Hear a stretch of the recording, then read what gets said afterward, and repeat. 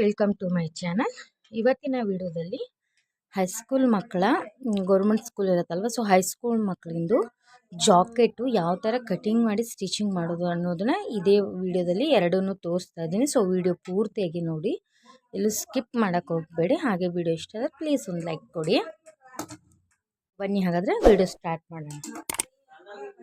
So ಮೊದಲಿಗೆ ಬಟ್ಟೆನ double fold ಆಗಿ ಹಾಕ್ಕೊಳ್ಬೇಕು. ಸೊ ನಾನು ಹಾಕ್ಕೊಳ್ತೀನಿ, ಹಾಕ್ಕೊಂಡು ಮತ್ತೆ ಬರ್ತೀನಿ.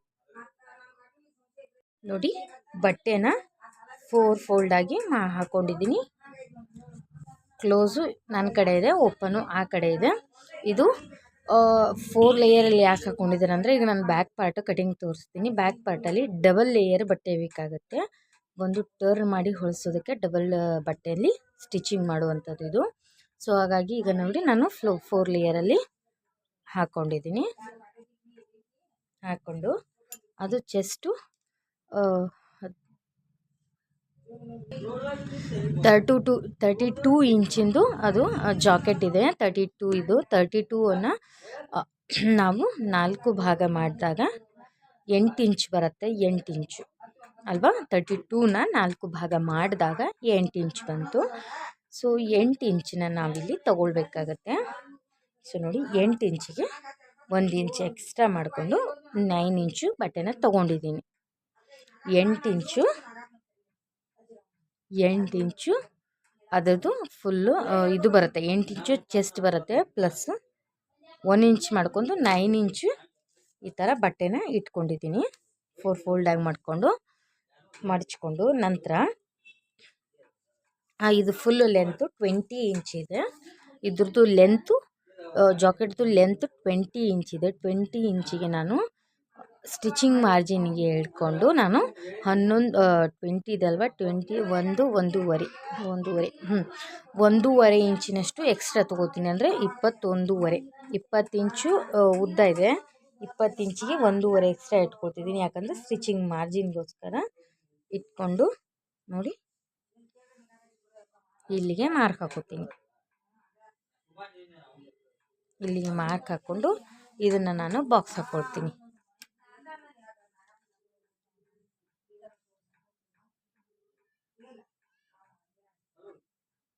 ಇದನ್ನ ಬಾಕ್ಸ್ ಹಾಕ್ಕೊಂಡು ಇದನ್ನು ಕಟ್ ಮಾಡ್ಕೊಂಡ್ಬಿಡ್ತೀನಿ.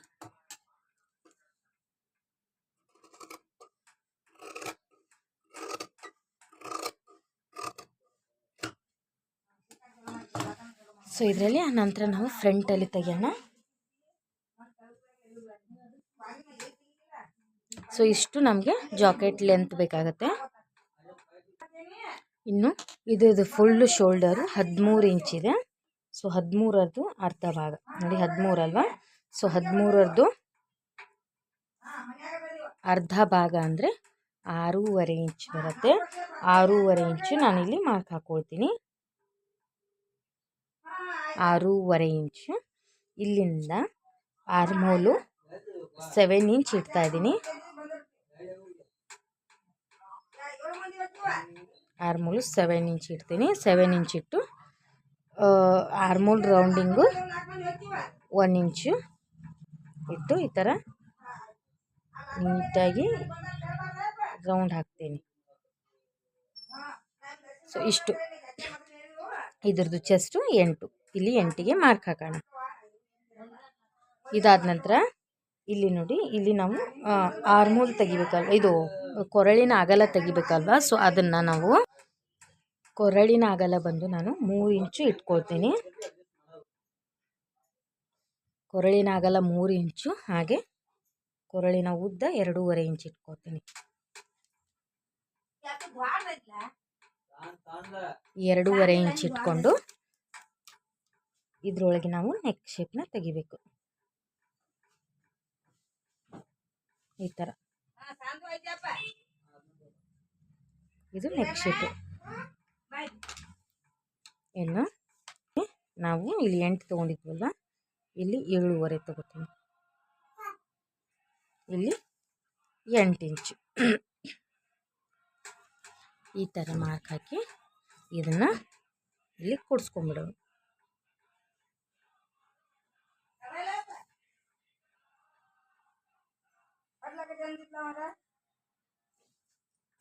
ಎಷ್ಟು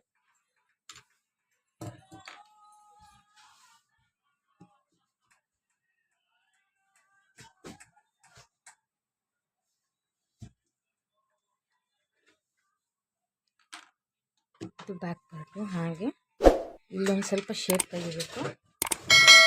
ಇಲ್ಲಿದಲ್ವಾ ಒಂದು ಇಲ್ಲಿಂದ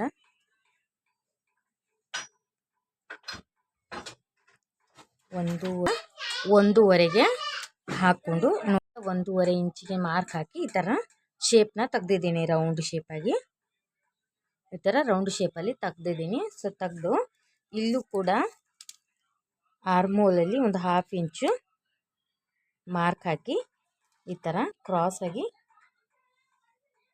ಲೈನ್ ಹಾಕೋಬೇಕು. ಈ ಥರ ಇನ್ನು ಇದನ್ನು ಕಟಿಂಗ್ ಮಾಡಿಕೊಳ್ಳೋಣ. ಇದನ್ನು ನಾವು ಯಾವ ರೀತಿಯಾಗಿ ಮಾರ್ಕ್ ಹಾಕ್ಕೊಂಡಿದ್ದೀವಲ್ವ, ಸೊ ಅದೇ ರೀತಿಯಾಗಿ ಇದನ್ನು ಕಟ್ ಮಾಡ್ಕೋಬೇಕು. ಆರ್ಮ್ ಹೋಲು, ಶೋಲ್ಡರು, ನೆಕ್ ಎಲ್ಲನೂ ಕಟ್ ಮಾಡಿಕೊಂಡು ನಾವು ಫ್ರಂಟಿದ್ದು ಕಟ್ ಮಾಡೋಕ್ಕೆ ರೆಡಿ ಮಾಡ್ಕೋಬೇಕು. ಆ ಶೋಲ್ಡ್ರದ ಕ್ರಾಸಲ್ಲಿ ಕಟ್ ಮಾಡ್ಕೋಬೇಕು. ಹಾಗೆ ನೆಕ್ಕನ್ನು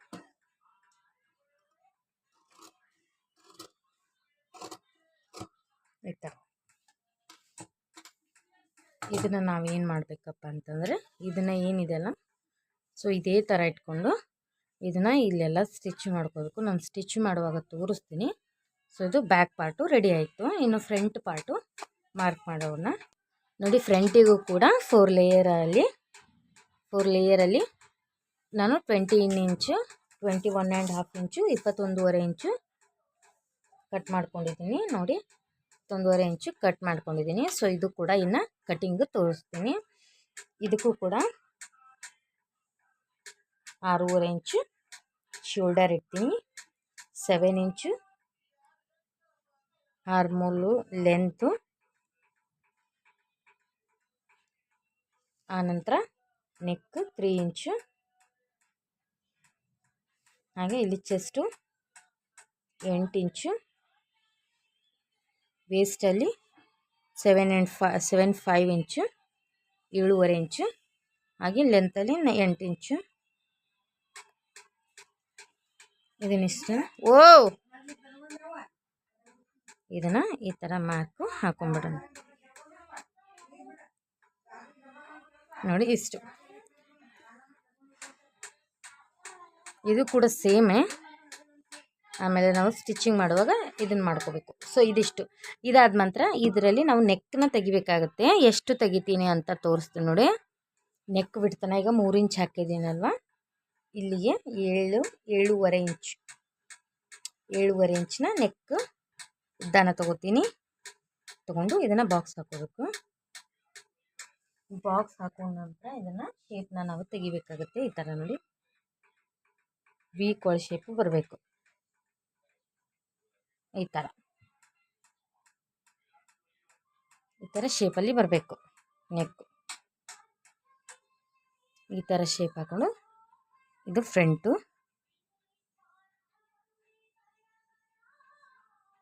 ಫ್ರಂಟಲ್ಲಿ ಇನ್ನು ಇಲ್ಲೂ ಕೂಡ ನಾವು ಶೇಪ್ನ ತೆಗಿಬೇಕಾಗತ್ತೆ. 1.5 ಇಂಚಿಗೆ ಶೇಪ್ ಹಾಕ್ಕೊಂಡು ಮಾರ್ಕ್ ಹಾಕ್ಕೊಂಡು ಇಲ್ಲೂ ಕೂಡ ನಾವು ಶೇಪ್ನ ತೆಗಿಬೇಕು.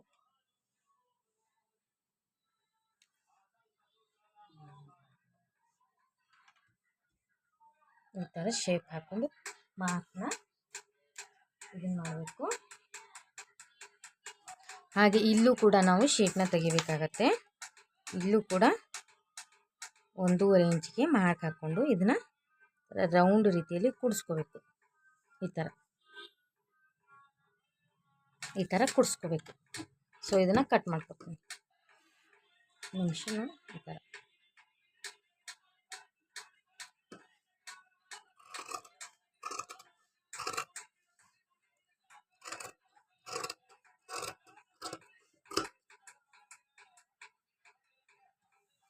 ಸೊ ಇದಾದ ನಂತರ ಇದನ್ನು ಚೆಸ್ಟಲ್ಲಿ ಕಟ್ ಮಾಡ್ಕೋಬೇಡಿ, ಕರೆಕ್ಟ್ ಬಟ್ಟೆ ಇದೆ.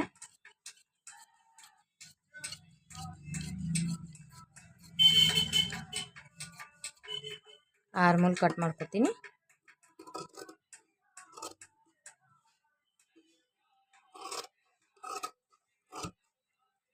ಹಾಗೆ ನೆಕ್ ಕಟ್ ಮಾಡ್ಕೊತೀನಿ.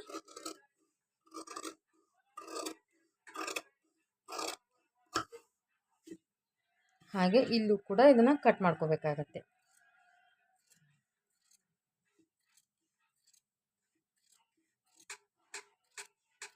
ನೋಡಿ ಈ ಥರ. ಸೊ ಎರಡೆರಡು ಬೇರೆ ಪೀಸ್ಗಳು ಆಗಬೇಕು. ಈ ಥರ 2 ಪೀಸ್ಗಳು ಆಗಬೇಕು. ಈ ಥರ. ಸೊ ಈ ಥರ ಇದು ರೆಡಿ ಆಗಬೇಕು. ಸೊ ಬನ್ನಿ ಹಾಗಾದರೆ ಇದ್ರದ್ದು ಸ್ಟಿಚಿಂಗ್ ತೋರಿಸ್ತೀನಿ. ಸೊ ಬನ್ನಿ ಹಾಗಾದರೆ ಫ್ರಂಟ್ ಸ್ಟಿಚಿಂಗ್ ಮಾಡೋಣ. ನೋಡಿ ಇದು ಈ ಕಡೆದ ನೆಕ್ಕು, ಆ ಕಡೆದ ಆರ್ಮೋಲು. ಸೊ ಇದನ್ನು ನಾನು ಸ್ಟಿಚ್ ಮಾಡ್ಕೊತೀನಿ.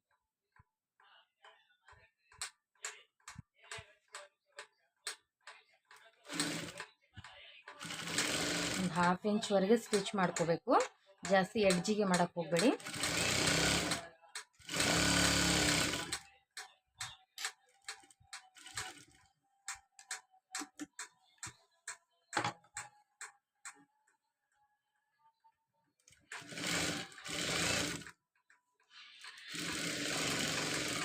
ಆರ್ಮೋಲ್ ಕೂಡ ಸ್ಟಿಚ್ ಮಾಡ್ಕೋಬೇಕು. ಇದರಲ್ಲಿ ಆರ್ಮೋಲ್ ಕೂಡ ಸ್ಟಿಚ್ ಮಾಡ್ಕೋಬೇಕು. ಇಲ್ಲಿ ಫಿಟ್ಟಿಂಗಲ್ಲಿ ಸ್ಟಿಚ್ ಮಾಡ್ಕೋಬೇಡಿ, ಇಲ್ಲಿ ಕೆಳಗಡೆ ಸ್ಟಿಚ್ ಮಾಡ್ಕೋಬೇಕು. ಮತ್ತೆ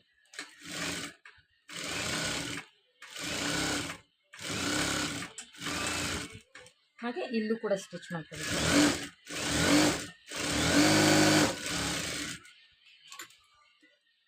ನೋಡಿ ಈ ಥರ ಸ್ಟಿಚ್ ಮಾಡಿಕೊಂಡು ಇದನ್ನ ಈ ಥರ ಹೊಲಿಸ್ಬೇಕು.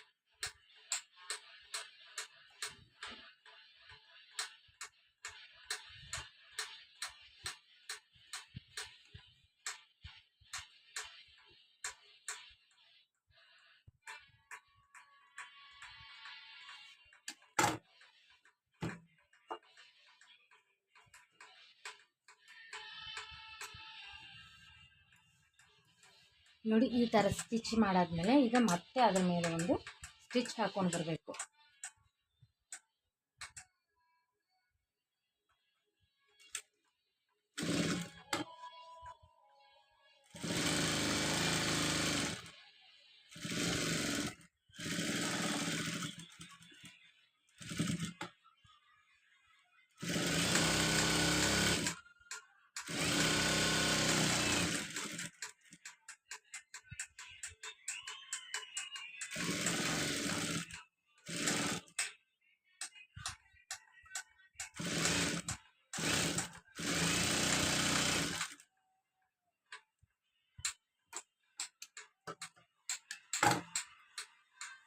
ಈ ಕಡೆ ಸ್ಟಿಚ್ ಆಯಿತು, ಆರ್ಮೋಲ್ ಕೂಡ ಸ್ಟಿಚ್ ಮಾಡೋಣ.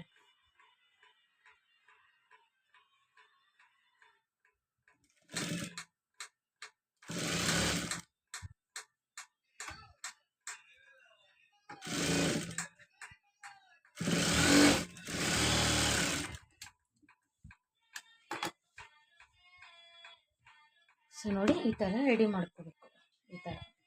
ಈ ಥರನೇ ಇದನ್ನು ಕೂಡ ರೆಡಿ ಮಾಡಿಕೊಂಡು ವಾಪಸ್ ಬರ್ತೀನಿ. ನೋಡಿ ಎರಡು ಕೂಡ ರೆಡಿ ಆಯಿತು. ಎರಡು ಕೂಡ ರೆಡಿ ಆಗಿದೆ. ಸೊ ಇನ್ನು ಬ್ಯಾಕ್ ಪಾರ್ಟನ್ನು ರೆಡಿ ಮಾಡ್ಕೊಳ್ಳೋಣ. ಇದನ್ನು ತೆಗೆದಿಡೋಣ. ಸ್ಟಿಚಿಂಗ್ ಮಾಡಿದಾಗ ಯಾವ ಥರ ಕಾಣಿಸುತ್ತೆ ಅಂತ ತೋರಿಸ್ತೀನಿ ರೀ. ನೋಡಿ ಈ ಥರ ನೆಕ್ಕು ಮುಂದ್ಗಡೆ ಬಟನ್ ಬರುವಲ್ಲಿ ರೌಂಡು, ಇಲ್ಲಿ ಓಪನ್. ಆರ್ಮ್ ಹೋಲು ಈ ಥರ ಸ್ಟಿಚ್ ಮಾಡಿಕೊಂಡು ರೆಡಿ ಮಾಡಿಕೊಂಡು ಫ್ರಂಟಿಂದು ಇಡ್ತಾ ಇದ್ದೀನಿ. ಇನ್ನು ಬ್ಯಾಕಿಂದು ಸ್ಟಿಚ್ ಮಾಡ್ತೀನಿ. ಸೊ ಇದು ನೋಡಿ ಬ್ಯಾಕ್. ಈಗ ಬ್ಯಾಕ್ ಪಾರ್ಟ್ ಸ್ಟಿಚ್ ಮಾಡೋಣ ಬನ್ನಿ. ಹಾಗಾದರೆ ಬ್ಯಾಕ್ ಪಾರ್ಟ್ ಏನಿರುತ್ತಲ್ಲ ಅದು ಇದನ್ನು ನೀಟಾಗಿ ನೆಕ್ಕು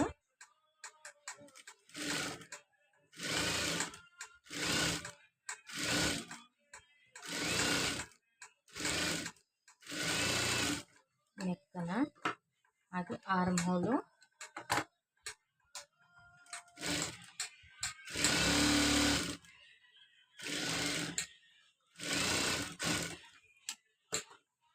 ಈ ಕಡೆ ಬೇಡ, ಇಲ್ಲಿ ಬೇಡ, ನೆಕ್ಕು ಆರ್ಮ್ ಹೋಲು ಮತ್ತು ಇಲ್ಲಿ ಕೆಳಗಡೆ.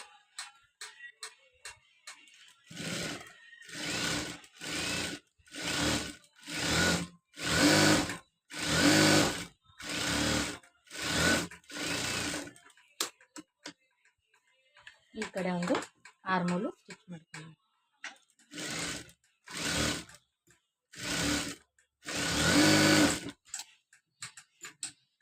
ಇಷ್ಟಾದ್ಮೇಲೆ ಇದನ್ನು ಟರ್ನ್ ಮಾಡೋಣ.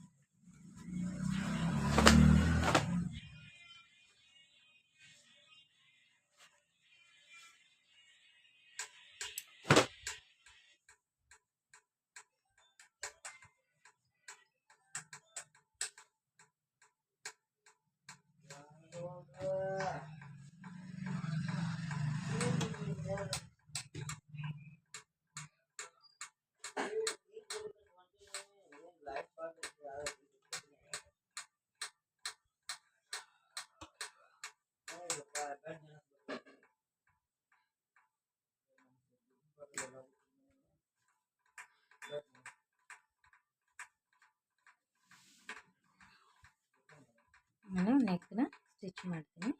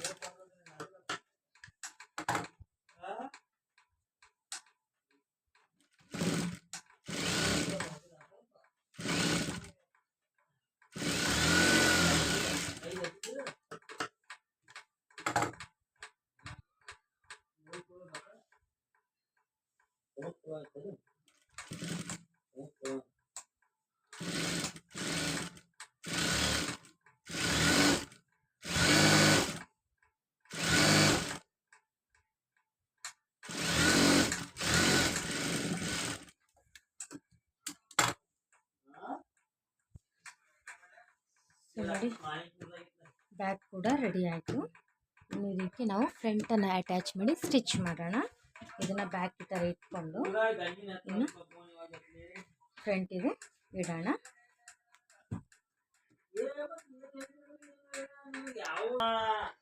ಇನ್ನು 15.5 ಚೆಸ್ಟ್ ಇದೆ. ಸೊ ಇದ್ರ ಮೇಲೆ ಮಾರ್ಕ್ ಹಾಕೊಂಡ್ಬಿಡೋಣ. ಇದೆಷ್ಟಿದೆ ನೋಡಿಕೊಂಡು 18 ಇದೆ. 16 ಅಂದರೆ 16, 17, 18 ಒಂದೊಂದು ಇಂಚು.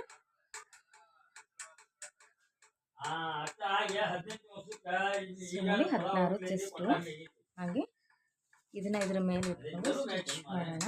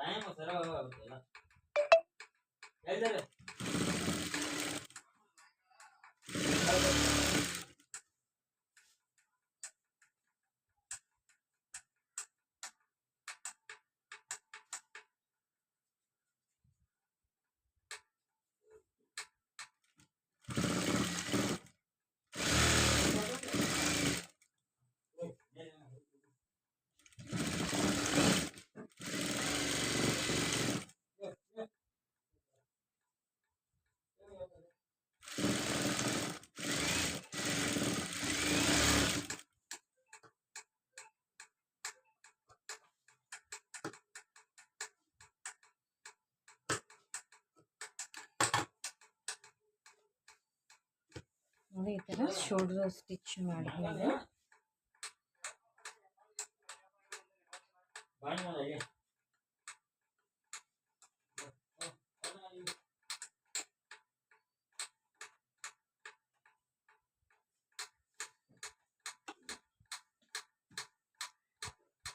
ಇದನ್ನು ಗುಂಡೆ ಸೈಡು 8.5 ಇಡಬೇಕಾಗತ್ತೆ. ಗುಂಡೆ ಸೈಡ್ ಅಂದರೆ ಈ ಸೈಡ್ ಬರುತ್ತೆ. ಈ ಕಡೆ ನೋಡಿ, ಈ ಕಡೆ 8.5 ಇದೆ, ಈ ಕಡೆ ಕೂಡ 8.5 ಇದೆ. ಸೊ ಇದನ್ನು ಈಗ ಸ್ಟಿಚ್ ಮಾಡೋಣ. ನೋಡಿ ಈ ಥರ ಇಟ್ಕೊಂಡು ಈಗ ಸ್ಟಿಚ್ ಮಾಡ್ಕೊಳ್ಬೋದು.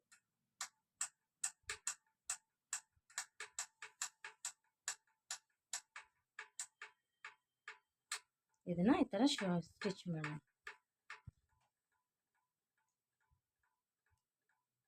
ಕರೆಕ್ಟ್ ಇದೆಯಾ ಇಲ್ವಾ ನೋಡ್ಕೊಳ್ಳಿ, ಮೊದಲಿಗೆ ನೋಡಿಕೊಂಡು ಸ್ಟಿಚ್ ಮಾಡ್ಕೊಳ್ಳಿ.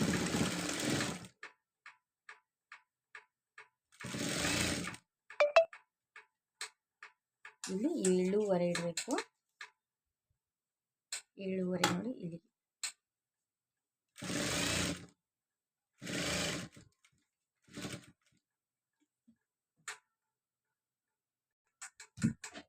ಈ ಥರ